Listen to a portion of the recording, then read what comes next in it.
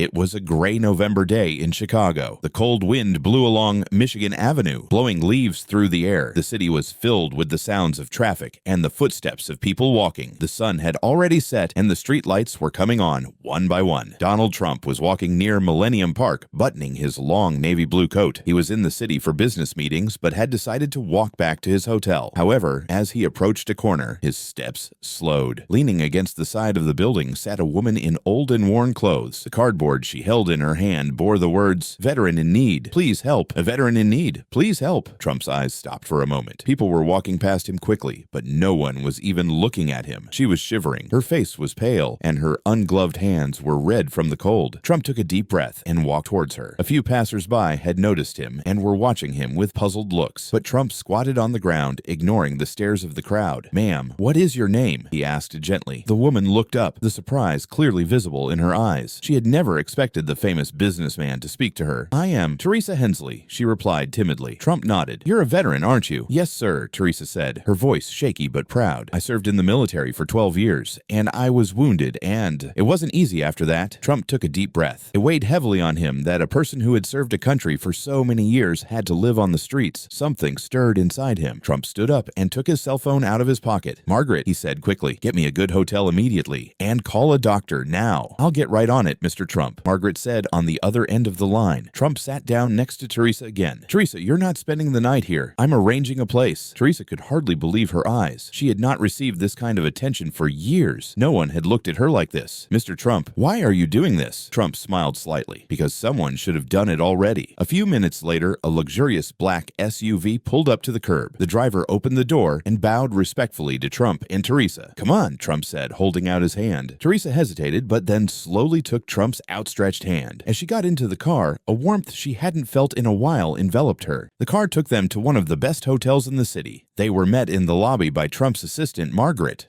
The hotel staff treated Teresa as if she were an important guest. Within minutes, Teresa had clean clothes and a comfortable room where she could take a hot shower. A doctor came, checked Teresa's health, and gave her some medicines. Trump stood in the doorway of the room and turned to her and asked, "What do you want to do from here?" Teresa answered with tears in her eyes, "I just want to get my life back on track." Trump nodded. "Then we will help you." Soon after, he contacted a charity that works for veterans. Within hours, representatives were at the hotel. "Teresa, you are no longer alone," the organization's representative said. "We will provide you with accommodation, job training, and support." Teresa's eyes filled with tears. "Really? Thank you," she whispered. "Don't thank me, Teresa." Trump approached, smiling slightly. "You deserve it already, but I want one thing from you. One day help someone else." Teresa nodded. "I promise." The next morning, Teresa was ready to start a new life. She now had a home, a plan, and a second chance. Trump paused for a moment before leaving the hotel. Inside, he felt how even this small gesture could change a life. Back on the streets, people recognized him, but he focused only on the peace within him, because he had changed a person's life. What about you? If you had the chance to help a stranger, would you do it? If you liked the video, don't forget to like, subscribe, and share this story. Stay tuned for more incredible stories of celebrity kindness.